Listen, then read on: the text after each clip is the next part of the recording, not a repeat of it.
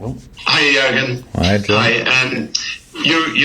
Hi. You're always asked about Mo Salah and goal scoring, but there was a moment in the game against Porto when he ran from their box to the edge of your box to help out the defence, and he defended the ball in front of the wing back. Is that a part of his game that people overlook? And when you saw that, was that one of those moments where, as a coach, you think, yes, this is what I want for my team. This is what I want to represent me, I guess. That spirit. Yeah, I mean, our strikers have to defend. It was always like this. And don't say it because I don't praise what Mo Salah is doing, and without mentioning Sadio Mane, but Sadio defended the second post in a lot of moments, especially at Brentford.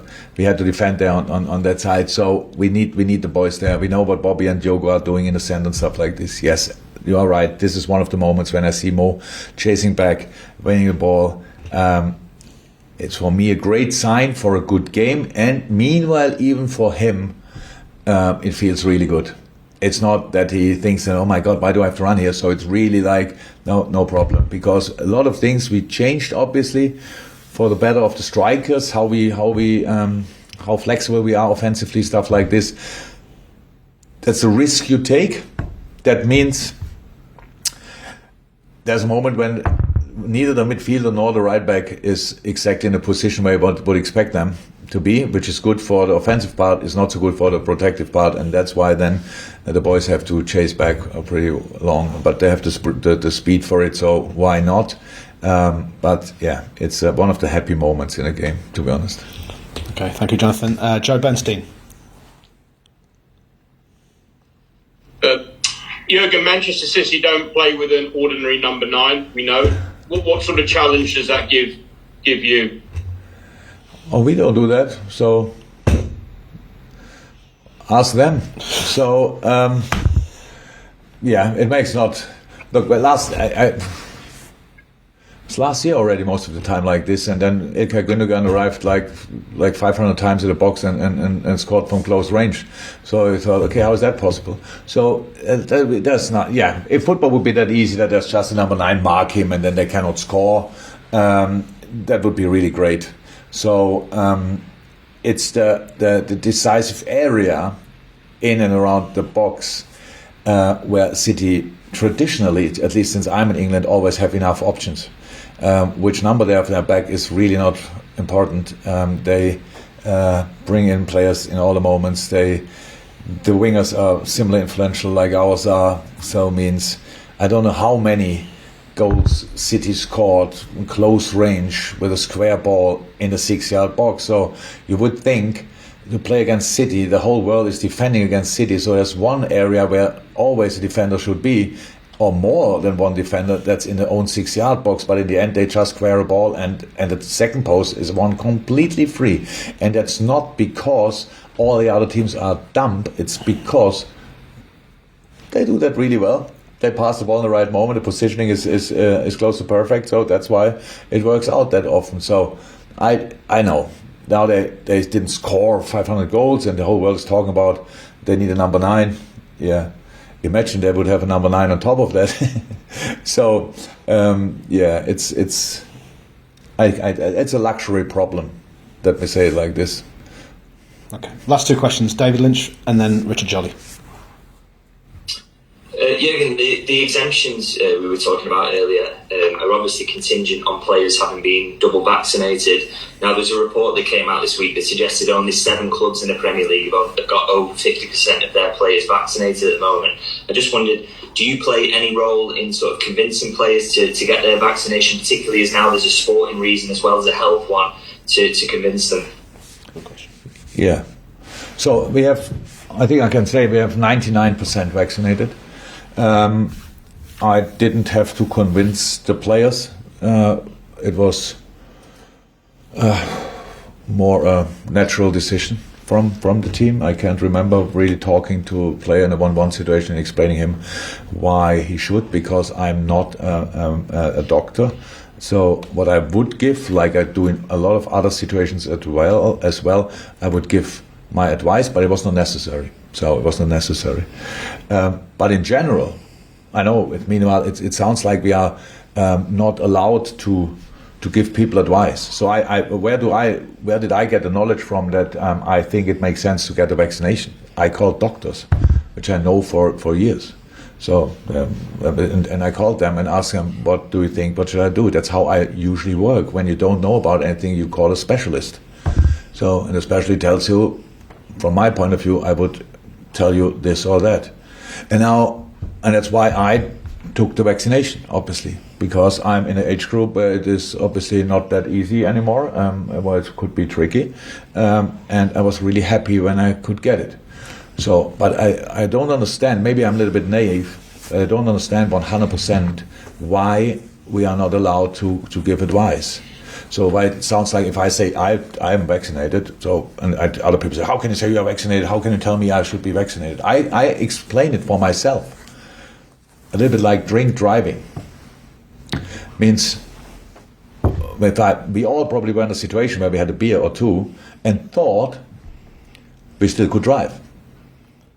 But after law, we are not allowed to drive anymore, so we don't drive. But this law is not there for protecting me when I drank 2 beer and want to drive. It's there for protecting all the other people because I'm drunk or pissed and want to drive a car.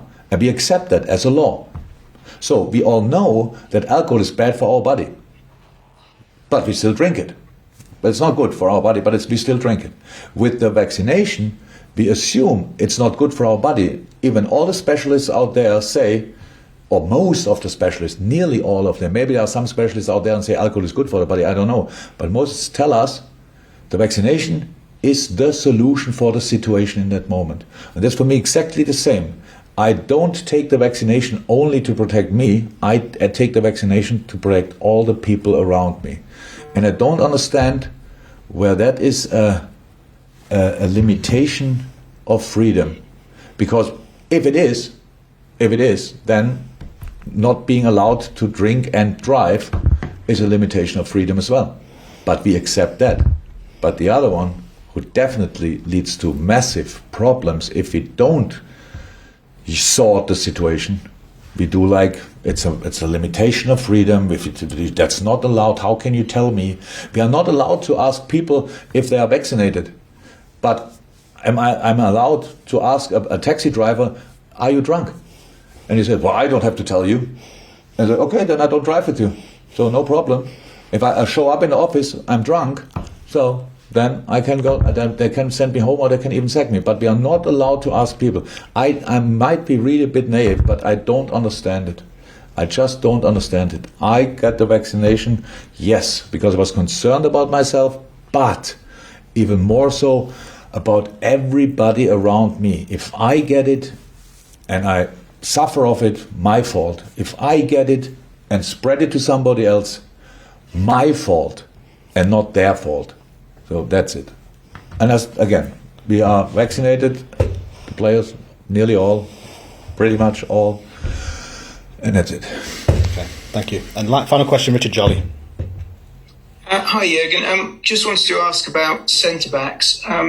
We don't often vote centre-backs Footballer of the Year in this country. Ruben Diaz won it last year when all of your centre-backs were injured. Virgil's won it in the past. Are we getting more recognition for centre-backs? Has the standard raised? Have people like Virgil raised the bar? Have they become more important tactically? What do you think that is? Definitely. The game changed again for not the last 2 years or whatever, but in the last 10 years. So everything is much more tactical than it used to be. Tactics is actually to be influential in the size of the pitch. It means the pitch has a specific size, but with the things you do tactically, you can decide how big the space is actually, what the other team can use. And for that, you need different lines, and one of the most influential lines is the last line. So it means that you need a completely different skill set. Meanwhile, it's not enough to win challenges in 1-1 situations. You have to organize a whole defensive setup. You have to be good on the ball. You have to be fast, physically strong, technically good. So, yeah, centre halves of nowadays are a different animal. I don't say that other centre halves from the last 15 years ago, I don't know, Rio Ferdinand or John Terry or others, that they were not good. No, they were good. But why they didn't get the recognition, I don't know. But meanwhile, obviously, people have a more detailed look on that and think, yeah, centre half can be player of the season as well. Okay, thank you, Richard. Thank you. That's that. And just to remind everybody that this section was under a 10:30 embargo for Saturday, the 2nd of October, and that includes reference, even if not quoting information used there, because obviously there's quite a newsworthy line to Dave's question there. So the stuff can be used from 10:30 on Saturday. Thank you very much, everyone. Stay safe, and maybe speak to somebody after the game on Sunday. Bye bye. Off. Can you tell me why this is? Well, the colours are really. So I have always a red face. It's the screen. Not on the actual. If I look at it on YouTube, it's exactly the same. This is a different colour. My face is more red. But I just when I come in here, I think I look like I have a sunburn. I can show you what it looks like. It's all right. Yeah, but it's really. It'll just be the screen. I think it's the screen might not be quite. Over Zoom. I think when they have the quality footage, which Sky uses, it's better.